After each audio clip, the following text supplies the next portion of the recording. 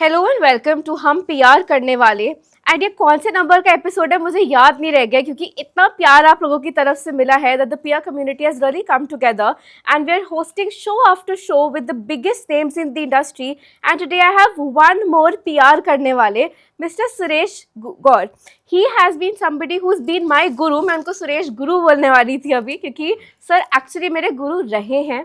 He is been professor at Amity, premier institutes like IIMC and Delhi School of Journalism, DU, other colleges. And sir actually एक असल PR professional मुझे लगते हैं, क्योंकि PR gurus करके वो एक चैनल चलाते हैं on Facebook and it has a lot to do with how you should be branding and marketing yourself. So sir, जब आप कॉलेज में आते थे ना, हम आपकी पर्सनैलिटी देख के दंग रह जाते थे, क्योंकि बाकी सारे लोग ना शर्ट पैंट में आते थे और आप हमेशा कोट डाल के आते थे। आपने एक लाइन सिखाई थी which I still remember and I stick by, that you are a brand. How you dress, how you talk, how you look, how you smell is going to leave an impact on people. So I mean, आप शुरू से तो ऐसे नहीं रहे होंगे कि यही कहानी थी. Did you always love dressing up and talking to people which led you to be a marketer, or what did you want to be when you were growing up? ये जो तुमने बात कही गौरी कि भाई मैं शुरू से ऐसा था या नहीं था, मैं लगता है शुरू से ही ऐसा था। और इसका क्रेडिट मेरे फादर को जाता है, लेट वाईसी गौर को, क्योंकि वो गवर्नमेंट में थे और हम लोग लुटियंस दिल्ली में रहा करते थे पंडारा रोड में। और मैंने हमेशा उनको घर में जब भी देखा और सूट में देखा, मतलब इस बात का मैं कायल हूँ कि मैंने कभी उनको घर में, अगर हम ड्राइंग रूम में हैं, अगर हम ड्राइंग रूम में बैठे हैं तो हमको प्रॉपर ड्रेस में बैठना है, शर्ट में पैंट में बैठना है, या बच्चे थे तो निकर शर्ट में पहनना है। कभी ऐसे नहीं कि आप उठ के आके ड्राइंग रूम में आके बैठ जाओ। तो मेरे फादर से मैंने ये सीखा। और मैं एक बात और, बहुत पुरानी सेइंग है, beauty lies in the eyes of the beholder. मैं हमेशा कहता हूँ कि आपकी सुंदरता की तारीफ वो करता है जो आपको देखता है। आप खुद को शीशे के सामने तैयार तो कर सकते हैं, लेकिन जब तक दूसरा आपको देख के कायल ना हो तब तक आपका तैयार होना बेकार है। इसलिए आई ऑलवेज बिलीव कि आपको हमेशा अपने आप को प्रेजेंटेबल रहना चाहिए। और पीआर में तो ये एक बॉडी लैंग्वेज है कि मैं हमेशा स्टूडेंट्स को ये भी कहता हूँ कि जब आप कहीं इंटरव्यू देने जाते हैं और जब आप डोर नॉक करके मे आई कम इन कहते हैं, या आपको कहते हैं आप अंदर जाइए, अब आपका नंबर आ गया है, तो वो जो 10 कदम या जो भी 15 कदम आप चल के जाते हैं वो इंटरव्यू बोर्ड की तरफ, वो जो इंटरव्यू बोर्ड के जो मेंबर्स होते हैं वो सिर्फ 10 से 15 कदम में डिसाइड कर लेते हैं कि आपको जॉब में रखना है या नहीं रखना। Of course.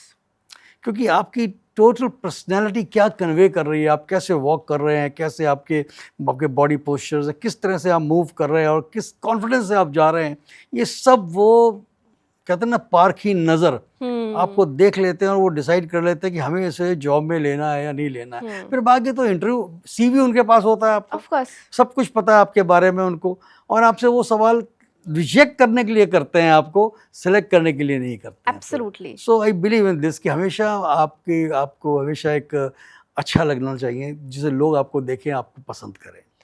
सर, ये बहुत वैल्यूएबल लाइन बोली आपने कि इंटरव्यू में आपको रिजेक्ट करने के लिए इंटरव्यू किया जाता है। मतलब ये तो जो भी बच्चे इस पॉडकास्ट को देख रहे हैं उनके लिए कितनी बड़ी लर्निंग है, क्योंकि ये मुझे भी आज तक नहीं पता था। मैं 27 साल की हूँ, बट मुझे हमेशा लगता था कि आप इंटरव्यू में जाते हैं आपके असेसमेंट के लिए, बट आप कह रहे हैं कि वो रिजेक्शन के लिए जाते हैं बच्चे।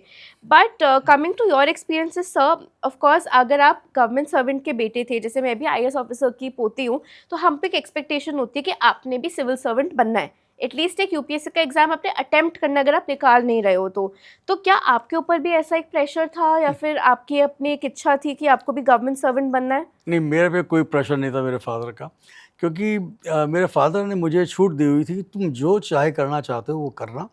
और मैं चूँकि थिएटर में बहुत इंटरेस्टेड था और अच्छा। मैंने थिएटर बहुत किया, आज तक भी थिएटर किया है मैंने, तो मेरा मन था कि मैं बॉलीवुड में जाऊँ।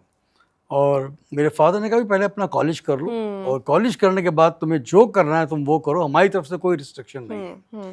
लेकिन कहते हैं ना, मैन प्रपोजेस गॉड डिस्पोजेस। हम सोचते हैं कि हम ये करेंगे, भगवान जानता है कि हमें क्या करना है। बिल्कुल मैंने कहीं ये पढ़ा था कि अगर आपको भगवान को हंसाना हो ना तो उसको अपने फ्यूचर प्लान्स बता दीजिए। बिल्कुल बिल्कुल वो कहेगा भाई तेरे फ्यूचर प्लान्स तो मेरे पास है, तेरे पास थोड़ी तेरे फ्यूचर प्लान्स हैं।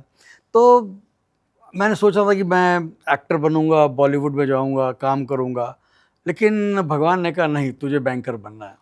और मुझे दिल्ली से डिस्पैच कर दिया जालंधर। अच्छा जी। मैं दिल्ली छोड़ के जालंधर चला गया और जालंधर में जाके मैं उस वक्त ओरिएंटल बैंक ऑफ कॉमर्स हुआ करता था, जो अब वो बंद हो चुका है, मर्ज हो चुका है पंजाब नेशनल बैंक में। उसको मैंने जब ज्वाइन किया तो जालंधर एक पंजाब का एक ऐसा शहर है जो सांस्कृतिक तौर पर थोड़ा सा सही था। वहाँ पे कला और संस्कृति की बात हुआ करती थी, क्योंकि एक हरिवल्लभ संगीत समारोह हर साल वहाँ हुआ करता था, जिसमें देश भर के बड़े बड़े संगीतज्ञ, गायक, म्यूजिशियंस वहाँ आके परफॉर्म किया करते थे। तो हरिवल्लभ संगीत सभा वहाँ हुआ करती थी हर साल, और एक लीडर्स करके ग्रुप था, वो उसको स्पॉन्सर किया करता था, मुझे याद है। तो और थिएटर भी वहाँ होता था, कुछ लोग पंजाबी थिएटर वहाँ करते थे।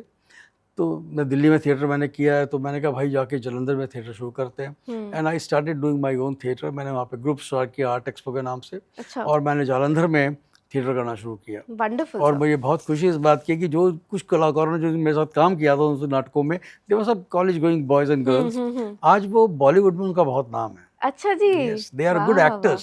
वाह। They are very good actors in Bollywood. I really feel proud कि यार वो उन्होंने मेरे साथ काम किया या मुझे बिल्कुल। उनके साथ काम करने का मौका मिला। आपने वो फोरम खड़ा किया या आप वहाँ पर गए, एंड कैसे किस्मत बनती है कि आप दिल्ली के लड़के, लुटियंस दिल्ली में, आप जालंधर गए। जैसे मेरा भी अब काम अमृतसर में रहता है, बट सर पंजाब में कुछ है ही बात, मतलब आप वहाँ जाएं, वहाँ के लोग, वहाँ का खाना, वहाँ की हवा, it's so warm, I mean it's so welcoming that I think there should be more development there. But I'll come to the main question here, sir, because अभी हम PR and marketing की बात कर रहे हैं। मुझे ऐसा लगता है कि there are some very underserved cities in India, and I personally feel कि Punjab as a state is one of them. मतलब हमारे बड़े बड़े organizations है, ये question मैंने question की तरह नहीं, but एक observation की तरह समीर कपूर जी से भी रखा था एट फैक्टर्स PR के, कि अमृतसर जैसी जगह इज़ वेरी अंडरसर्व्ड, एंड आपके कुछ कुछ क्लाइंट्स होंगे वहाँ पे, बट एक प्रॉपर PR एजेंसी वहाँ एग्जिस्ट ही करती है, maybe at Jalandhar, maybe other places. तो आपको क्यों लगता है कि Tier 2 of India is so underserved, regional is so underserved when it comes to national media? देखिए, ये सवाल आपका है तो बहुत अच्छा, लेकिन मैं ये कहूँगा कि जालंधर, अमृतसर, लुधियाना, ये जो पंजाब के शहर हैं बहुत रिच शहर हैं। वहाँ की संस्कृति बहुत रिच है, वहाँ के लोग बहुत रिच हैं, और वहाँ की इंडस्ट्रीज़ बहुत रिच है। और वो आज से नहीं शुरू हुई, वो इंडस्ट्रीज़ बहुत ज़माने से वहाँ पर है। क्योंकि मुझे लुधियाना, जलंधर, अमृतसर सब जगह जाने का, रहने का मौका मिला है। जलंधर के बाद मैं अमृतसर ही गया था, मेरी अमृतसर पोस्टिंग हुई, और अमृतसर में मैंने थिएटर शुरू किया। अरे, और I was the only one who started doing Hindi theatre in Amritsar. और आज भी कई साल हो गए, कई दशक बीत गए, लेकिन वो लोग आज भी मेरे से जुड़े हुए हैं जिन्होंने मेरे साथ उन नाटकों में काम किया। अभी हाल में ही वहाँ के एक डॉक्टर राजेंद्र तखियार हैं, वो अमृतसर में थिएटर किया करते थे। इज़ 75+ हैं शायद, कि जहाँ तक मेरा ख्याल है।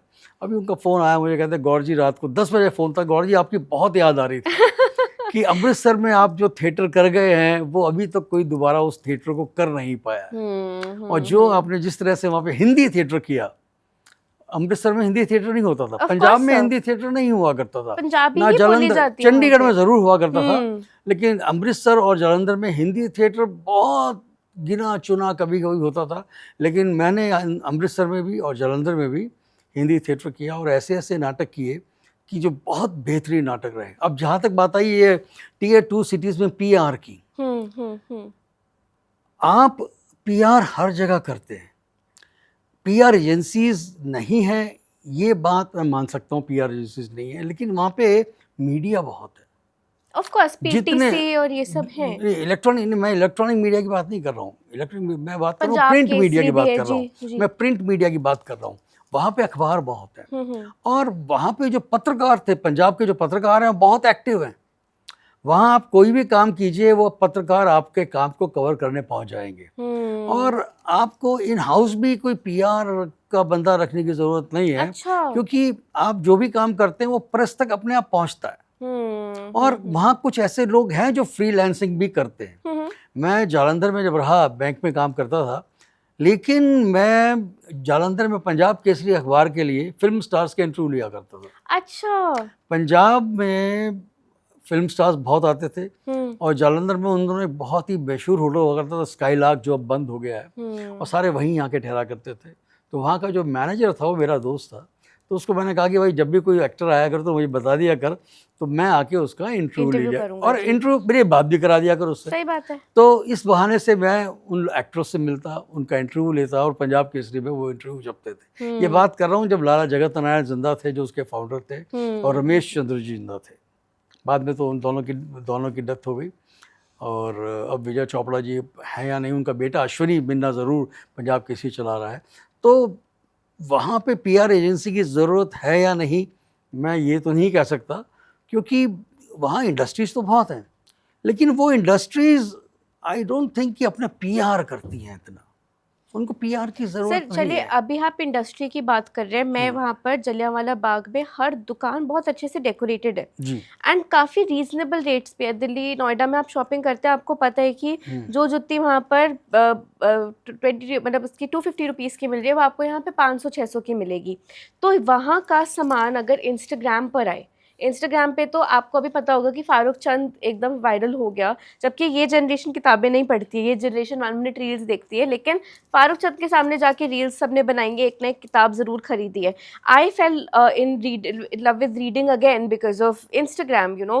अलग अलग बैठकें होती हैं, अलग अलग ऑर्गेनाइजेशंस हैं जो आपको इंकरेज करती हैं कि एक आप सैटरडे को ऑथर लीजिए और उसके बारे में डिस्कस कीजिए। तो अमृतसर में मैंने ये ऑब्जर्व किया कि अगर जब सपोज एक फुलकारी की शॉप है, फुलकारी दुपट्टे की शॉप है जिसकी क्वालिटी अमृतसर में ही बेस्ट है, या एक इन है कोई मेहर इन करके, मैं वहाँ पर ठहरी थी, मुझे बहुत अच्छी लगी वो property and very reasonable to stay also, very comfortable, very good food also there around. अगर हम उसका इंस्टाग्राम मार्केटिंग स्टार्ट करें, because I personally feel that, you know, PR should start with social media today, क्योंकि it is the easiest, you know, owned media। उसके बाद अब earned media पे धीरे धीरे आपके पास PR ग्रुप्स हैं, आपने देखा कि एक फला जर्नलिस्ट ये वाली स्टोरी कर रहा है, आपने उस बीट में थोड़ा सा इंसर्शन कर दिया। ये रेस्टोरेंट्स के लिए बहुत अच्छा काम करता है। कोई भी मार्केट प्लेसेस होती हैं, जैसे Lenskart has taken over the optical industry, but still there are many optical shops which do need PR, which have really good quality lenses or probably, you know, actual specs। सो वहाँ पर मुझे लगता है कि a state like Jalandhar, sorry, a city like Jalandhar and a city like Amritsar is very under served. तो आपका experience कैसा रहा है उस पर्सपेक्टिव में? आप जैसे आज अगर ट्रैवल करते हैं, तो क्या आपको अभी भी लगता है कि वो नीड ऑफ पीआर या फिर वो नीड ऑफ मार्केटिंग का awareness of word of mouth से ज़्यादा एक तरीके से मोर ऑफ मीडिया एजेंसी, मतलब not just an agency setup but taking ownership of propagating your word, ये लैकिंग है वहाँ पर, आपको ऐसा लगता है? नहीं, मुझे बिल्कुल नहीं लगता। अच्छा। आप अमृतसर की बात कर रहे हैं ना, अमृतसर एक हिस्टोरिकल सिटी है। जी वहाँ पे हरमिंदर साहब हैं, श्री हरमिंदर साहब जी वहाँ पर जी। हैं, जलियांवाला बाग वहाँ पर है, श्री दुर्गानाथ तीर्थ वहाँ पर है।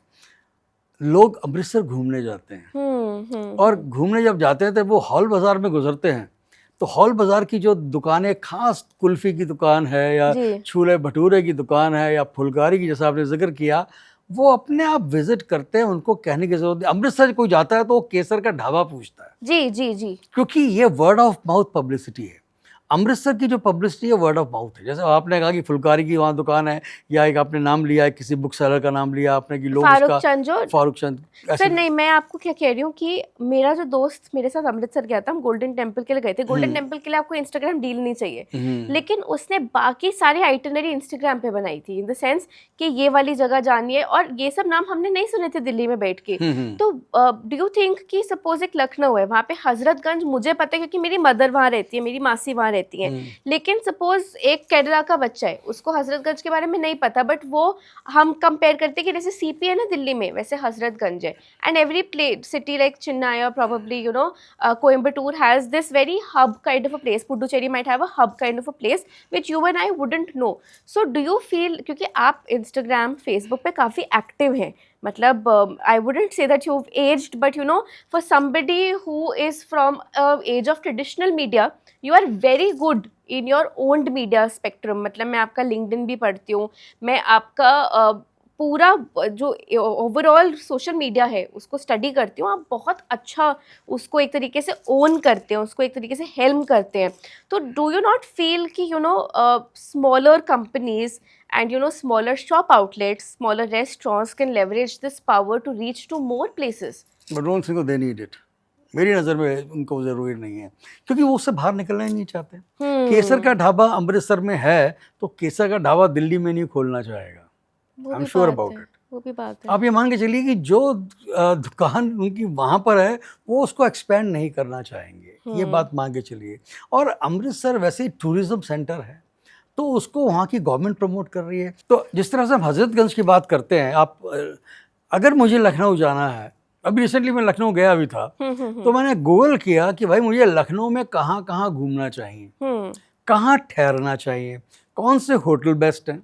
तो अपने आप उसने मुझे अगोडा दे दिया, booking.com दे दिया, मेक माई ट्रिप दे दिया उसने कि यहाँ से आप ये बुक कर सकते हैं। तो आज का जो मैं कहूँगा भाई, आज की जो जनरेशन है वो बहुत सुलझी हुई जनरेशन है। वो कहीं भी जाएगी उससे पहले वो उसके बारे में पूरी खोज कर लेगी, पूरा प्लान बना लेगी। हम अगर कहीं आने का वीज़ा अप्लाई करते हैं फॉरेन कंट्री का, तो हम साहब किसी ट्रैवल एजेंट को ढूंढते हुए हमारा तो वीज़ा अप्लाई कर दो, हम यही करते हैं जी।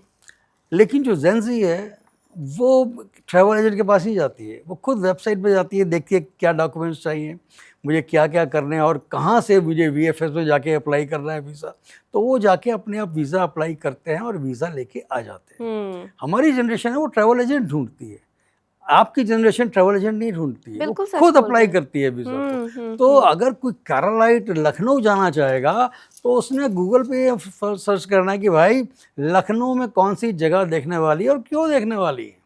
नहीं, आप सही बोल रहे हैं सर, क्योंकि अभी रिसेंटली मैंने लास्ट ईयर एक मेंटल हेल्थ कंसल्टेंसी स्टार्ट की थी एंड मेरे पास काफ़ी डिजिटल मार्केटिंग स्पेशलिस्ट्स आए जिन्होंने कहा कि हम आपका SEO पे रैंक अप कर देंगे। जैसे कि ये बात आपने अमन गुप्ता की भी सुनी होगी कि सपोज आपको शैम्पू जो नाम है वो आप 200 या 300 रुपये में वो वर्ड खरीदते हैं अमेजोन पे। कई लोग क्या करते हैं, जैसे अगर मैं सिरोना हाइजीन का ब्रांड हूँ और मेरे को किसी ने सर्च किया शेवियर या फिर जिलेट, तो पहले सिरोना का पॉपअप आएगा क्योंकि मैंने 500 रुपये लगा कर वो स्पॉट खरीदा है। So I would want to understand कि ये कितना इंपॉर्टेंट हो गया आज की डेट पे, क्योंकि मुझे लगता है this is the first PR conversation I am having which is beyond television and newspapers to directly social media. क्योंकि ये एक बहुत नुआंस्ड कॉन्वर्जेशन है कि आप आज की डेट में गूगल सर्च या इंस्टाग्राम के लोकेशन सर्विसेज के बेसिस पे या स्नैपचैट के बेसिस पे अपने आइटिनरीज प्लान कर रहे हैं। तो how important is it for a person like you और me having a small company to be on the internet today, be it on Google Maps, be it having a website, be it अगर हम वो सब नहीं afford कर सकते तो हम लोगों को अपने सोशल मीडिया पेजेस बनाने चाहिए। सपोज सुरेश गौर एक ब्रांड है, उनके लिए कितना ज़रूरी एक सोशल मीडिया प्लेटफॉर्म है, ये आपको कब रियलाइज़ हुआ था? ये मुझे रियलाइज़ हुआ 2008 में। ओके, रिसेशन का ईयर था वो एक्चुअली।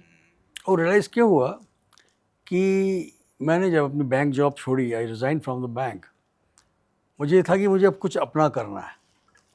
और अपना करना है तो क्या करना है, फेसबुक पे, ऑर्कुट पे, लिंक्डइन पे और ट्विटर पे मैं 2008-9 तक आ चुका था।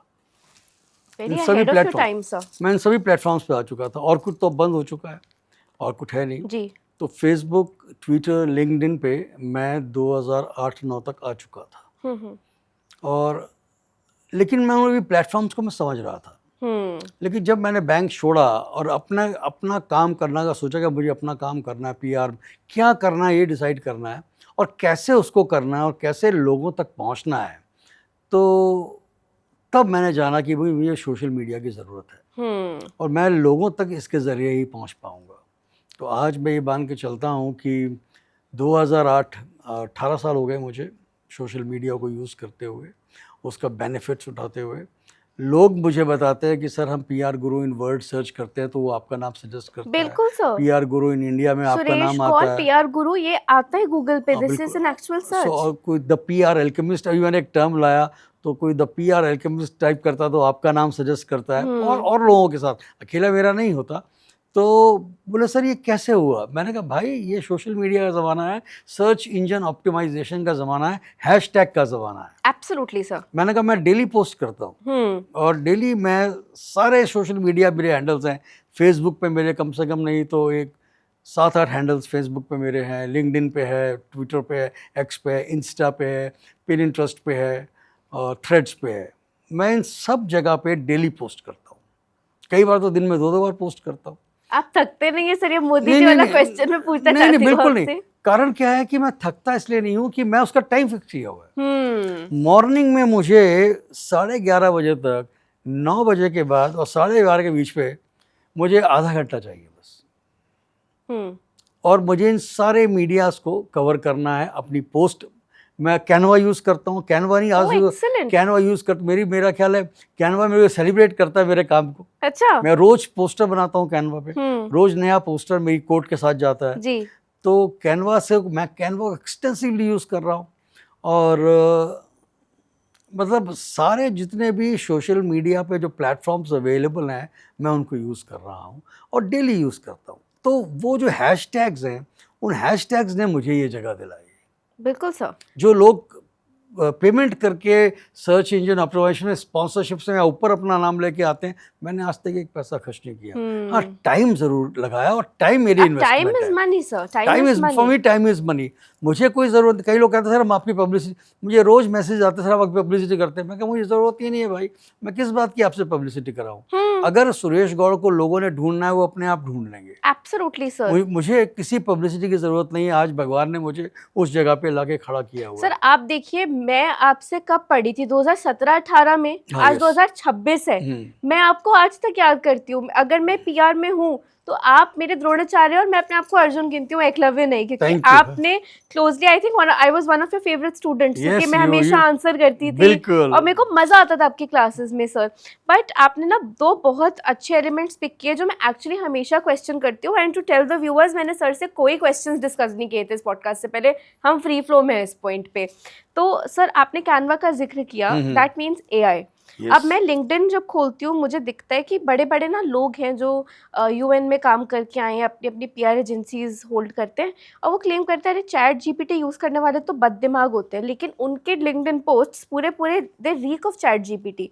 But I have read each word that you send on WhatsApp या Facebook and you have never used a word of ChatGPT. और मतलब आप कैनवा पे भी मेरे हिसाब से खुद ही क्रिएट करते हैं, आप एआई का उतना इस्तेमाल नहीं करते हैं। तो मतलब आपकी परख कैसे बनती है कि आपका कंटेंट ओरिजिनल रहे, और ये जो एआई रॉट आ रहा है अब सोशल मीडिया पे, उसके लिए आपका क्या कहना है? देखिए, मैं ब्लॉगर हूँ और I can say with proud कि मैंने, I think I am only blogger in the world, Bharat में भी, जिसके वर्ल्ड रिकॉर्ड्स हैं ब्लॉगिंग में और पीआर ब्लॉगिंग। मैं एक ही टॉपिक को लिखता हूँ, ब्लॉग पीआर के ऊपर, और पीआर को मैं डिफरेंट एंगल से डिस्क्राइब करता हूँ कि पीआर है क्या चीज़। तो जब मैंने अगर वर्ल्ड रिकॉर्ड बनाया तो उसके पीछे यही रीज़न था कि भाई मैं कुछ यूनिक काम कर रहा हूँ जी। और आई रियली फील प्राउड कि एक भारतीय होने के नाते मैं इस काम को कर पा रहा हूँ। तो जहाँ तक बात आई एआई की, मैं कहता हूँ एआई तो बाद में आया था, पहले तो हमारा ह्यूमन ब्रेन ही काम करता है। और एआई बनाया किसने है? हमने बनाया है। तो हमने अपनी बनाई चीज़ को हम कैसे यूज़ कर सकते हैं? हम उसका मैं जो यूज़ करता हूँ आपको बताता हूँ। मैं जब लिखता हूँ कुछ भी, मैं हमेशा ये सोचता हूँ कि मुझे ब्लॉग लिखना है तो उसका मेरा टाइटल क्या होगा।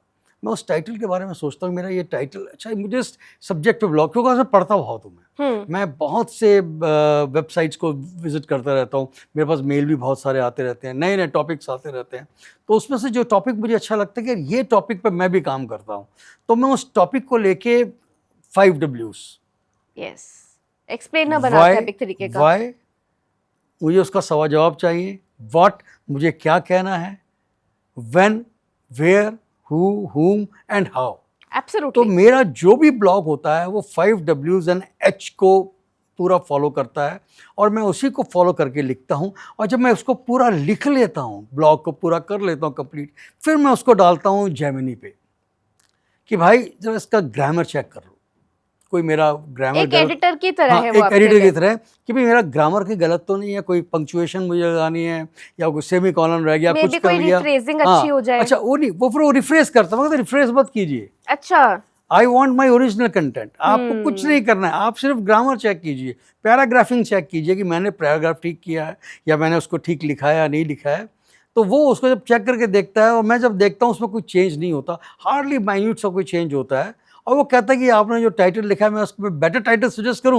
मैं कहता हूँ सजेस्ट कीजिए आप, जब सजेस्ट करता है देखता हूँ कौन सा बेटर है। आप फिर अपना दिमाग लगाते हैं ना, हाँ। That is where critical thinking comes in. मेरी क्रिटिकल थिंकिंग कहीं नहीं गई है, बिकॉज मैं कुछ भी लिखता हूँ मैं पहले खुद लिखता हूँ उसको। हर हफ्ते एक ब्लॉग लिखना है मुझे। मेरा जैसी ब्लॉग मेरा थर्सडे इवनिंग को या फ्राइडे मॉर्निंग को मैं पोस्ट किया तो मेरे पास 7 दिन है अगले ब्लॉग के लिए।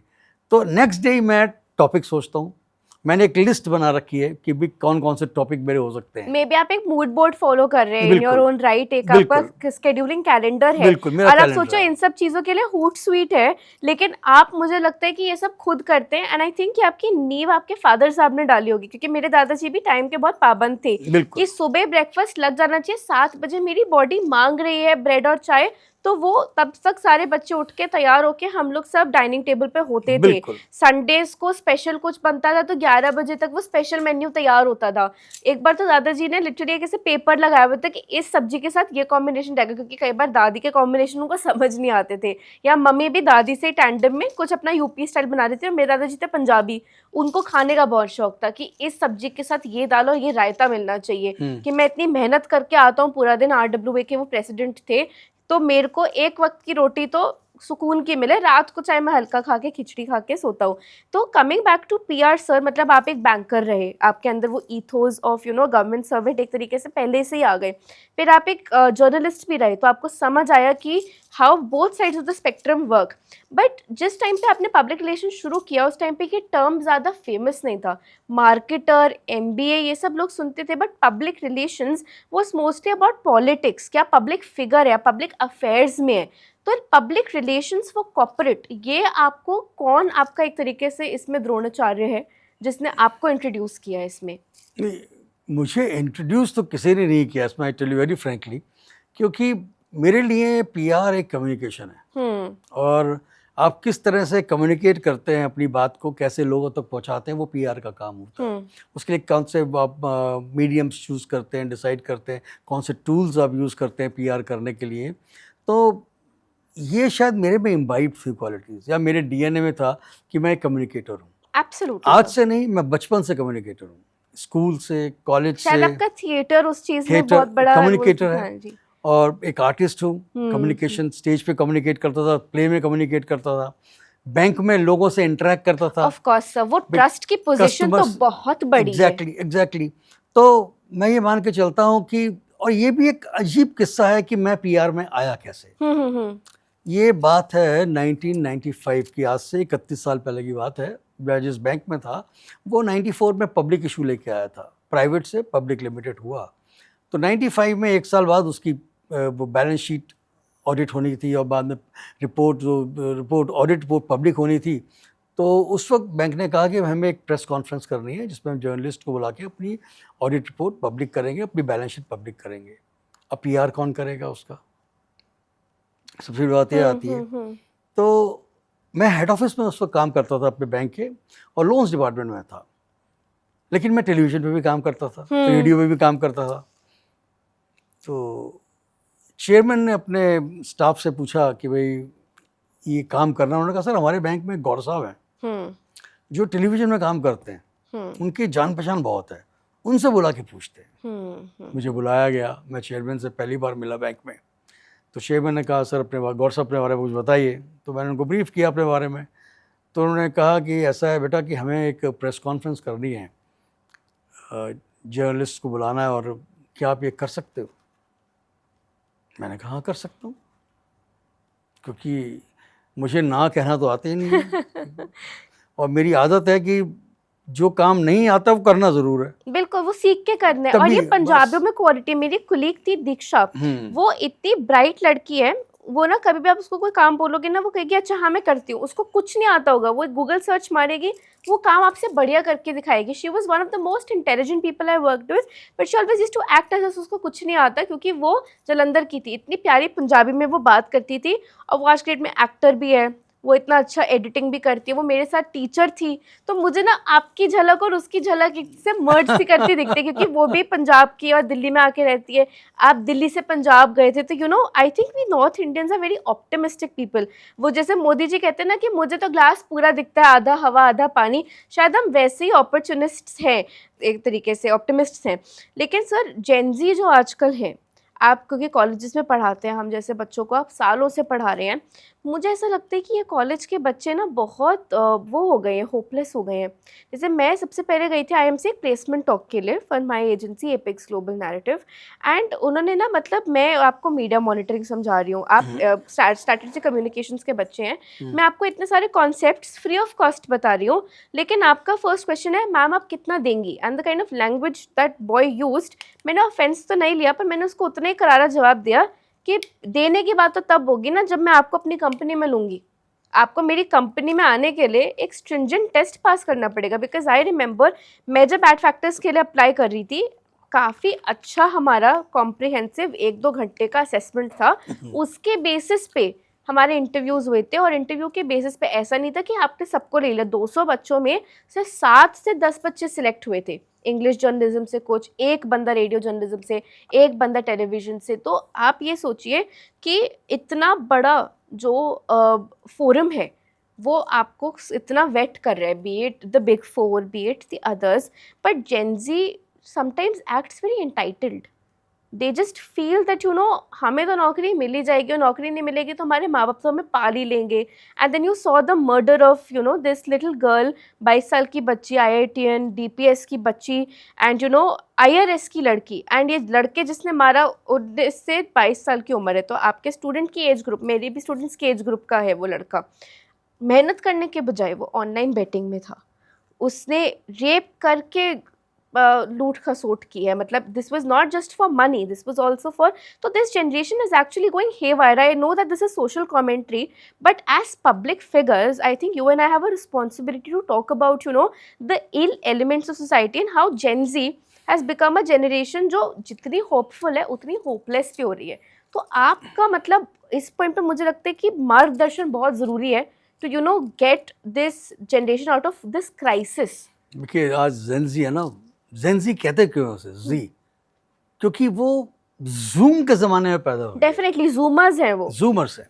95 के बाद जब इंटरनेट आ गया, आपके सामने सब कुछ ओपन हो गया, पूरा वेब आपके सामने है, आप हमेशा उसमें बिज़ी रहते हैं, आप सोशल मीडिया पे बिज़ी रहते हैं, आप वेबसाइट्स में बिज़ी रहते हैं, आपको कुछ भी चाहिए आपको फ़ौरन चाहिए, आप वेट नहीं कर सकते, आप फ़ौरन रिजल्ट चाहते हैं। आप कोई भी कॉलेज में पढ़ रहे हैं, आपको 3 साल का कोर्स तो करना ही है ना, बैचलर्स बिल्कुल लेवल पे। बिल्कुल। आपके यहाँ 4 साल का होता था हमारे DSJ में, 5 होता था 5 साल का जी। होता था, 5 साल का कोर्स तो करना ही है ना, बिल्कुल या 3 साल का कोर्स करना है, उसके बाद आपने 1 साल का PG डिप्लोमा करना है, या 2 साल का आपने पोस्ट ग्रेजुएशन करना है। बिल्कुल 5 साल की तो पढ़ाई आपकी पक्की है ना। एब्सोल्युटली। उसके बाद आप अपने आप को अगर समझते हैं कि मैं तैयार हूँ फ्यूचर में लड़ने के लिए, तो आप अकेले नहीं हैं, क्योंकि आपके साथ हजारों और स्टूडेंट्स भी हैं उसी चीज़ के लिए लड़ रहे हैं। एक जॉब निकलती है, हजारों अप्लाई करते हैं, और सर्वाइवल ऑफ द फिटेस्ट है, क्योंकि आपसे बेहतर बहुत से लोग हैं। तो आप कितना बेहतर अपने आप को बना पाते हैं, ये आपके ऊपर रहता है। अगर आप बेहतर हैं तभी आप compete कर सकते हैं, डेफिनेटली अगर आप बेहतर नहीं है तो आप compete ही नहीं कर सकते। मैं तो ये मान के चलता हूँ। और मैं जेन ज़ी से ये भी कहूँगा कि बच्चों, आप पीछे भी देखो, आपके जो घर में आपके बड़े हैं उनसे सीख लो। ये नहीं कि आपको सब कुछ आता है, इंटरनेट आपको सब कुछ नहीं दे सकता, चैट जीपीटी आपको सब नहीं कुछ सिखा नहीं दे सकता। सकता, ये नहीं सिखा सकता। बनाया किसने है? हमने। जब बनाया ही हमने है, जिन ब्रेन्स ने बनाया, आपके घर में आपके माता पिता हैं, आपके बड़े भाई बहन हैं, आपके आपके टीचर्स हैं जो आपको सलाह दे सकते हैं। तो हमेशा सलाह लेनी चाहिए, और सलाह लेके आप काम करेंगे, कभी मार नहीं खाएंगे। बिल्कुल सही मैं ये बात कह मान रहे के हैं सर, चलता बिल्कुल सही हूँ। तो बात कह ज़रूर आपके जो पीछे खड़े हैं, आपके जो बुजुर्ग हैं, आपके जो सीनियर्स हैं, आप कुछ भी करना है उनसे एडवाइस ज़रूर लो। उसके बिना आप आगे नहीं बढ़ सकते। आपको नहीं, मैं सब कर सकता, आपने बैचलर्स कर लिया, मास्टर्स कर लिया, अप्लाई भी कर दिया, इंटरव्यू में नहीं पास हो पाए, क्योंकि मैंने क्या कहा आपको कि इंटरव्यू में बहुत सी चीज़ें देखी जाती है, CV तो उन्होंने पहले ही आपका देख लिया। Attitude problem I think is something when this generation comes with the kind of boasty nature कि हम तो तुम्हारे भी बॉस बन सकते हैं। जो इंसान आपके आगे इंटरव्यू लेने बैठा है ना, वो 30 साल का, 40 साल का, 50 साल का ऐसे ही नहीं हो गया। उसने कितनी रातें अपनी जो है बर्बाद की हैं, मिडनाइट ऑयल जिसको हम कहते हैं जलाया होगा।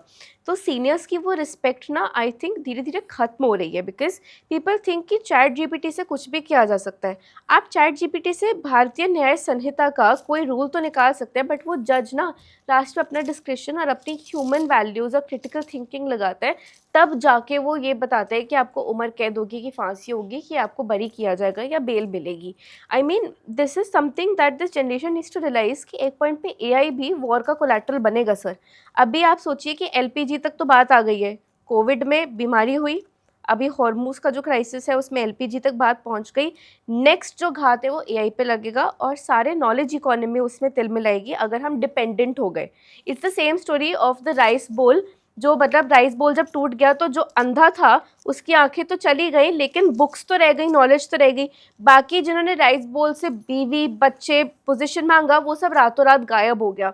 तो मैं आपसे जानना चाहूँगी कि जो जेनजी है वो अगर आज से अपने आप को मोल्ड करें, I want to connect this to your 15-year-old self. Suppose आपके पास एक क्लासरूम है जिसमें 15 साल का सुरेश बैठा है एंड बाकी सारे 15 साल के बच्चे हैं, वो just going to start their career, probably अपनी स्ट्रीम चूज करेंगे, प्रॉब्ली नए कॉलेजेस ढूंढेंगे। आप उनको क्या 5 पॉइंटर्स ऑफ एडवाइस दोगे? आई नो कि बहुत कंसाइज करने के लिए मैं कह रही हूँ आपसे, बट वो 5 पॉइंटर्स जो उनके ब्रह्मास्त्र हैं to be able to enter the big bad world of the corporate. सबसे पहला ब्रह्मास्त्र है अपने पे भरोसा करो। अपने पे भरोसा करो, हैव फेथ इन योरसेल्फ। अगर आपको खुद पे भरोसा है, और लड़ाई से डरो मत, आपको लड़ना पड़ेगा, बिल्कुल मत डरो। नॉलेज गेन करो, आपके पास नॉलेज होने, नॉलेज इज पावर। एब्सोल्युटली। अगर आपके पास नॉलेज है तभी आप किसी बात को जोर दे के कह सकते हैं। रिश्ते बनाओ, कनेक्शंस क्रिएट करो, आपके लोग आपको जाने, उन तक कैसे पहुंचे, रिश्ते बनाओ। और सबसे लास्ट में ये कहूँगा, आप जिससे भी मिलो प्यार से मिलो, जिससे भी मिलो प्यार से मिलो, बस और कुछ नहीं। अगर आप में ये बातें हैं तो आप हर जंग जीत सकते हो। That is such a beautiful advice, sir, because मैं आपको देख रही हूँ sir, you are a master of so many skills, but I think what always people remember about you is how you spoke to them, how you made them feel, क्योंकि last में ना वही matter करता है sir. वो जो हमारे 7 minute की रील चलती है ना दिमाग में हमारे जाने से पहले, उसमें हम उन्हीं को याद करते हैं जिन्होंने हमें अच्छा फील कराया है, उनको नहीं जो हमारे को बुरा फील कराते हैं, ह्यूमिलेट करते हैं। नो मैटर वो रावण जैसा विद्वान ही क्यों ना हो, लेकिन याद तो राम को किया जाता है, याद तो लक्ष्मण और हनुमान को किया जाता है for their nature. But sir, it has been such a beautiful conversation. Now I'll move to my favorite round, the rapid fire. उससे पहले मैं एक बात कहना चाहूँगा आपके जी, रैपिड फायर से पहले। एक फिल्म आई थी 3 इडियट्स। जी। 3 इडियट्स आई थी ना, उसमें जो 3 इडियट्स में राजू रस्तोगी था, जिसने वो सुसाइड तीसरी अटेम्प्ट मंजिल किया से था। हाँ जी। कूद पड़ा और उसकी हड्डियाँ टूट गईं और वो हॉस्पिटलाइज हुआ। और जब वो इंटरव्यू देने जाता है, जॉब के लिए इंटरव्यू देने जाता है, तो वो जो इंटरव्यू होता है उसका, वो हर एक को देखना चाहिए ज़िंदगी में। यस। कि ज़िंदगी में एटीट्यूड बड़ी मुश्किल से आता है, और वो एटीट्यूड कब आता है?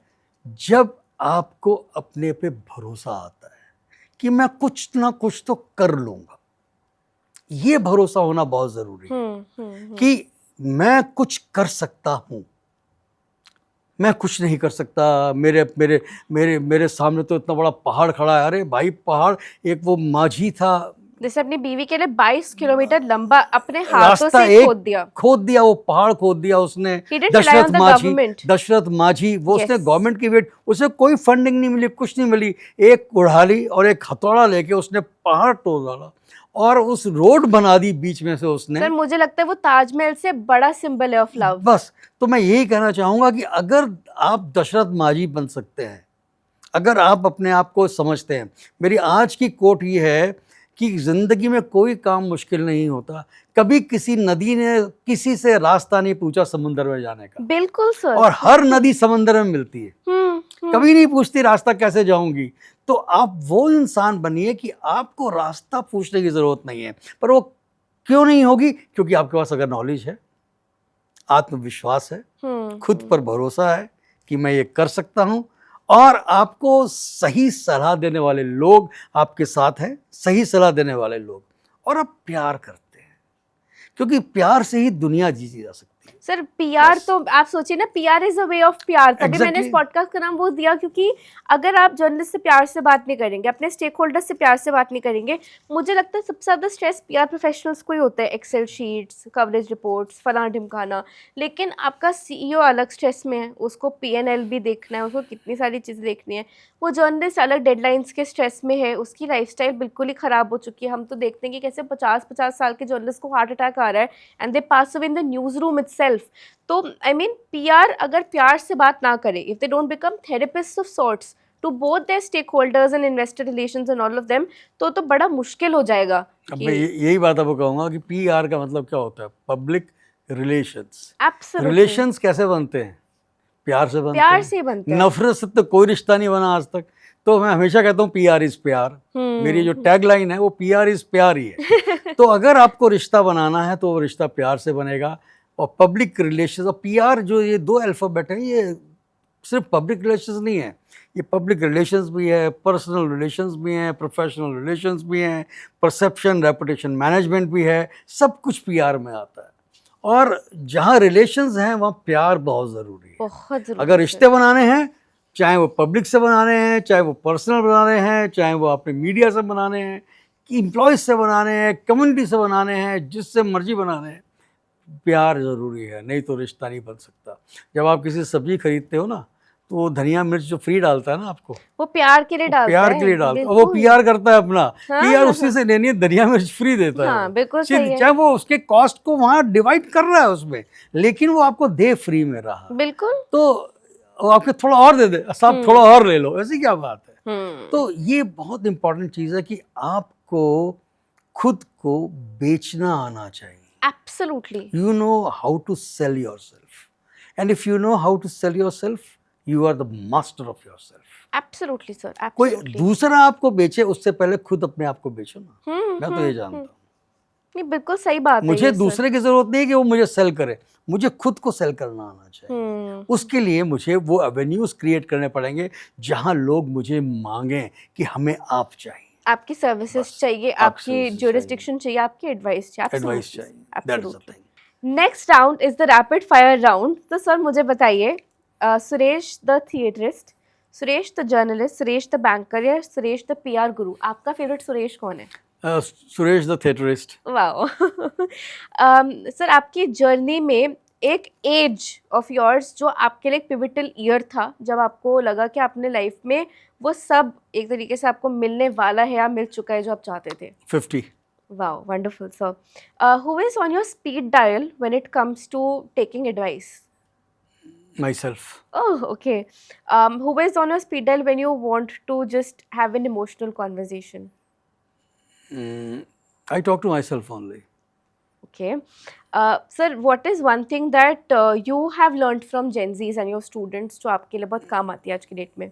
Gen Z से मैंने एक बात सीखी है कि वो हर नई चीज़ खोजने की कोशिश करते हैं, और नया खोजने की कोशिश में उनसे बहुत कुछ सीखने का मौका मिल जाता है। और इसलिए मैं हमेशा कोशिश करता हूँ कि मैं Gen Z से बात करूँ, उनसे समझूं कि उनके मन में क्या है, और जहाँ तक मुझे लगता है कि मैं उनकी ज़िंदगी में कोई योगदान दे सकूँ, तो मैं अपने आप को बहुत सौभाग्यशाली समझता हूँ।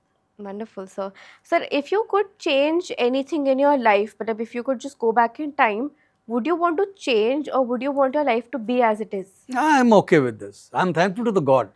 उसने जो मुझे बनाया है, I am very happy with this. और मैं बहुत खुश हूँ, और मैं रोज़ सुबह उठ के उसका शुक्रिया अदा करता हूँ कि तुमने मुझे आज का दिन दिया, और रात को जब सोता हूँ तो शुक्रिया अदा करता हूँ कि जो कुछ भी मैंने आज किया वो आपके निर्देश पे किया। Thank you. बस This is the most beautiful line to bring a very beautiful end to this podcast, sir. मैंने सिर्फ आपसे प्यार नहीं सीखा है आज, मैंने आपसे प्यार करना सीखा है, मैंने आपसे ब्रांडिंग करना सीखा है, बट ऑल्सो एक अच्छा इंसान बनना सीखा है। एंड मैं यही चाहूँगी कि बार बार आप इस पॉडकास्ट पर आए और हमारा मार्गदर्शन करें, क्योंकि ये जो पीआर इंडस्ट्री है ना, थोड़ी खो गई है, मतलब बहुत डेडलाइंस में और बहुत प्रेशर्स में त्रस्त हो गई है। आपके जैसा ऑप्टिमिस्ट ना हम सबको अपनी लाइफ में चाहिए। Thank you so much sir, आज आपने हमारे लिए टाइम निकाला।